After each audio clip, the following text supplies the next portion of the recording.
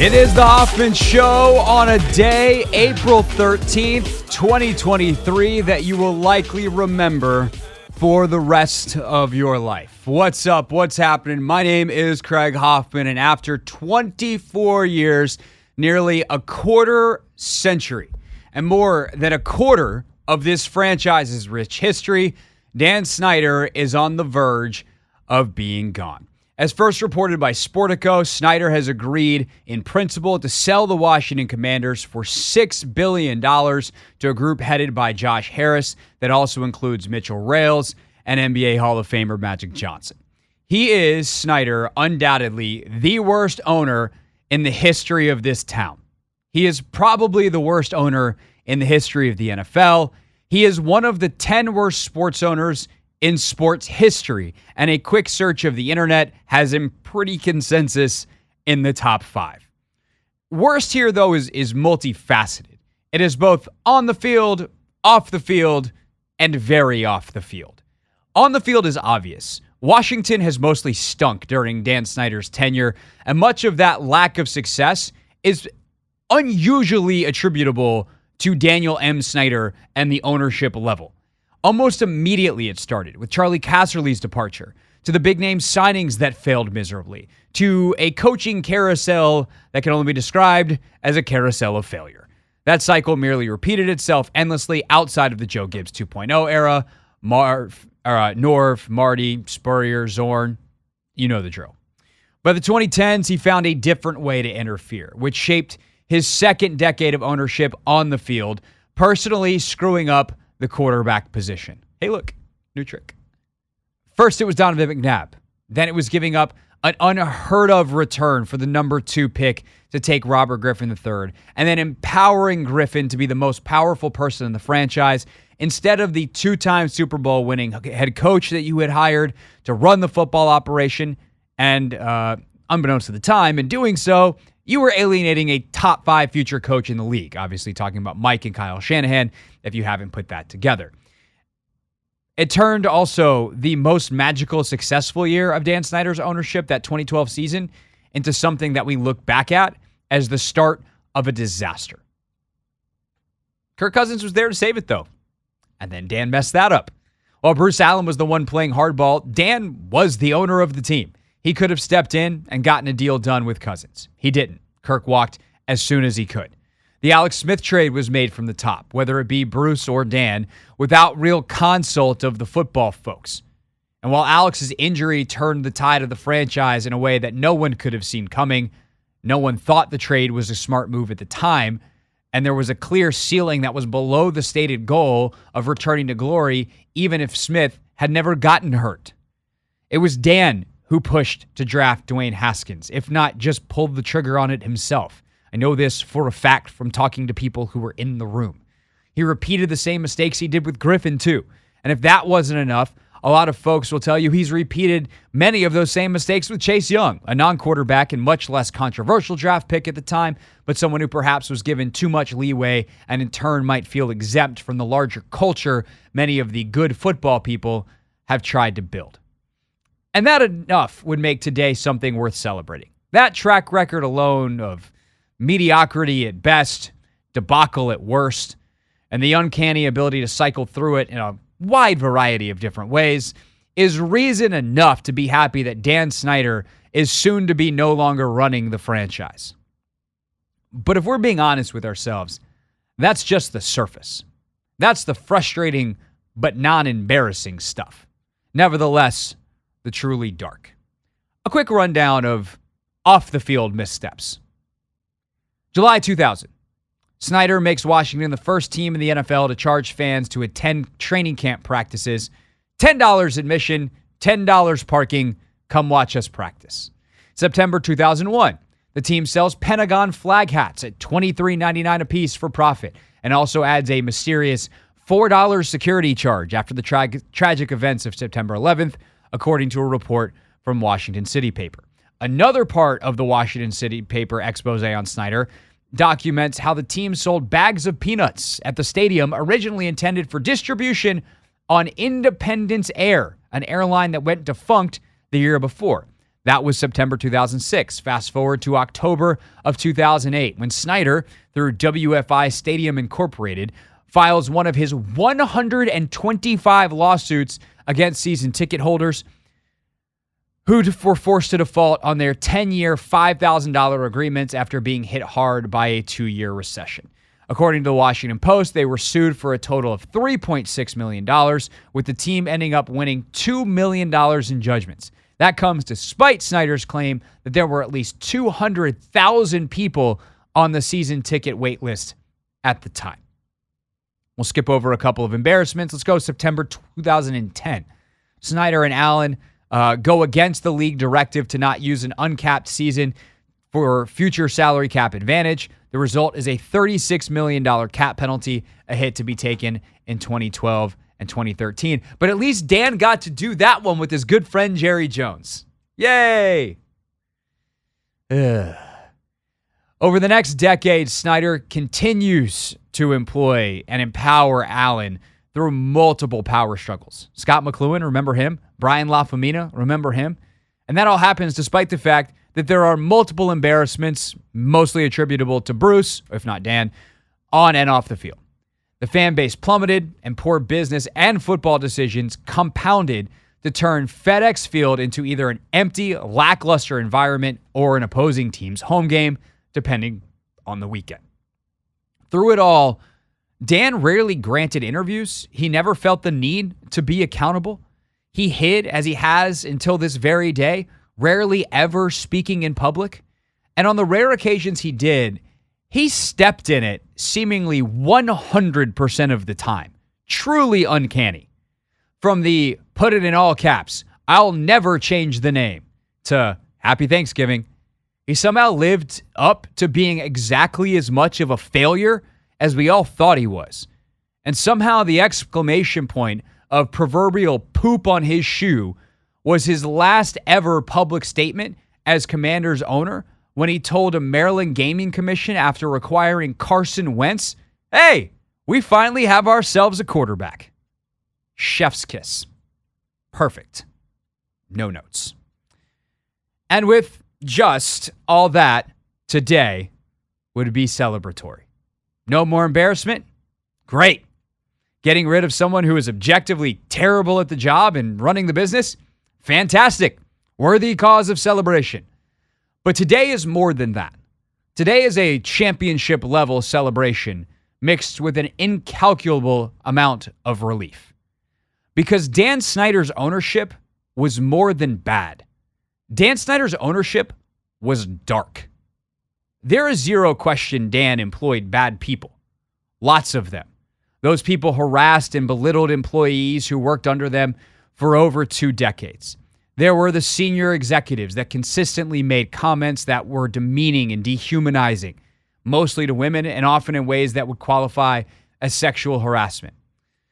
There was a general frat house vibe that made the place hellacious to work in, particularly for those most vulnerable and powerless. Folks like Brian LaFemina tried to come in and fix it. They tried to come in, stand up for what was right, and change the culture.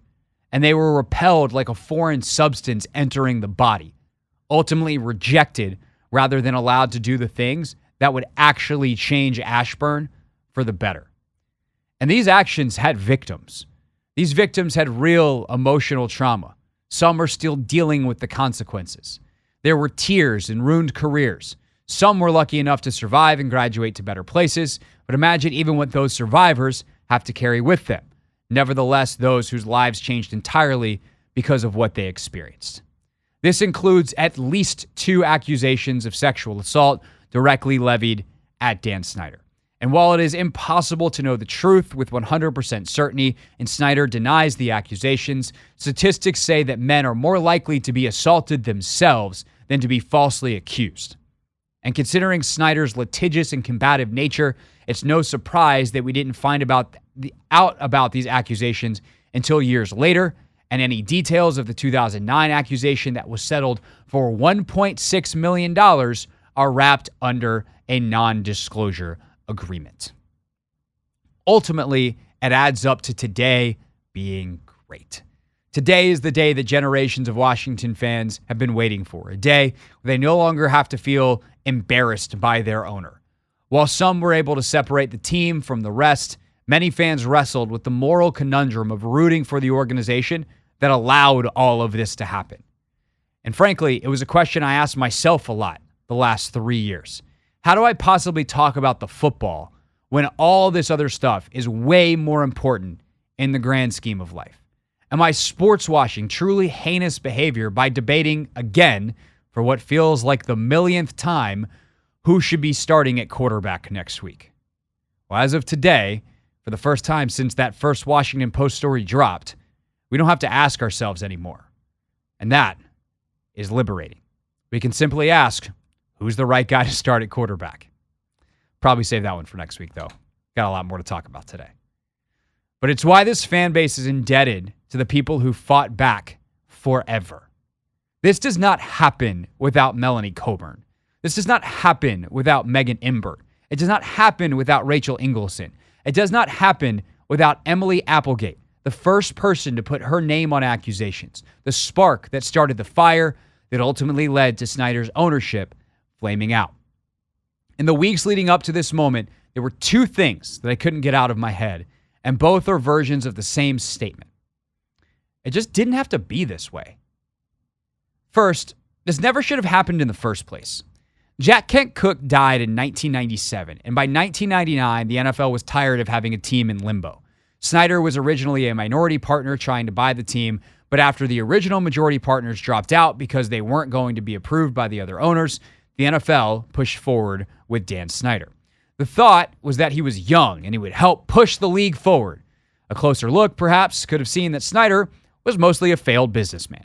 He had one successful venture, which gave him just enough money to buy the team. If you don't count the nearly $500 million he borrowed to help get the sale across the finish line and pay for the stadium. In an interview with Dan Patrick shortly after he brought the team, at the time Dan still with ESPN, he said, "Blueprints are for Harvard MBAs." This is a direct quote. "Blueprints are for Harvard MBAs. I dropped out of college. I don't have a 5-year plan. I don't have a blueprint for almost any of my businesses." Now you tell me if that's a guy with big plans for the future of the NFL or not. Rick Snyder, who covered the sale for the Washington Times at the time, and now, of course, is a columnist for us here at Odyssey, said if the NFL had had some patience and put the team back on the market, the franchise likely would have sold to Fred Smith, the founder of FedEx and future minority partner with Snyder, and it would have been the league's first $1 billion sale. Instead, they went with Dan Snyder, and here we are. Fast forward 20 years as Smith, Dwight Schrute, and Bob Rothman go to the NFL and say Snyder's been mismanaging the franchise, and they have the proof. What does the NFL do, per reporting from ESPN? They side with Dan Snyder and essentially force the three minority owners out without doing any due diligence on their claims. Just months later, the toxic workplace culture pieces start to drop in the Post and the New York Times. And what does the NFL do? Do they immediately work to push Snyder out? By the way, at a time where the team is in between names, a time when a new owner could come in and completely reboot the franchise with a new name and a fresh start? Nope. They side with Dan Snyder. They eventually take over the Wilkinson investigation, but sign a common interest agreement with Snyder and then go back on their promise to publish a written report. The decision ultimately triggers Congress to get involved, which is how the second accusation of sexual misconduct against Snyder comes out from Tiffany Johnston, and how the alleged financial impropriety gets in the hands of federal agents. It's a complete cell phone by the NFL. From start, going with Snyder when more vetting and more patience could have led to a better outcome, to finish, to trying to protect someone not remotely worth protecting and accidentally leading to his downfall with endless amounts of egg on their faces along the way. But the final piece of it didn't have to be this way is attributable to Dan himself. And I'm going to do something that we don't often do. I'm going to humanize Dan Snyder. Dan was born November 23rd, 1964 in Silver Spring, Maryland. His dad was a freelance writer. His family moved around quite a bit, including a stint in England, which made life reportedly pretty tough for Dan when he got back to the States. He was a shy, introverted kid who had trouble connecting with people because he was uncomfortable communicating with strangers. The one thing he loved more than anything else was the Washington NFL team. And like so many of you, he went to games at RFK and fell in love with the same exact things you did. The Rockets environment, the winning football, the legendary coach on the sideline, all of it. I've been told many times he's a maniacal fan. And even in recent weeks, as people have speculated, he would do all kinds of crazy things to sabotage the team on the way out. People inside the building have said he would never, because he still loves the team. Which is why all of this in totality is frankly sad. Dan Snyder ruined something he loved. To truly love something, though, is to do what's best for it, not what's best for you. Yet at every turn, Dan Snyder did what Dan Snyder wanted. And as mentioned, Dan Snyder is very, very bad at business.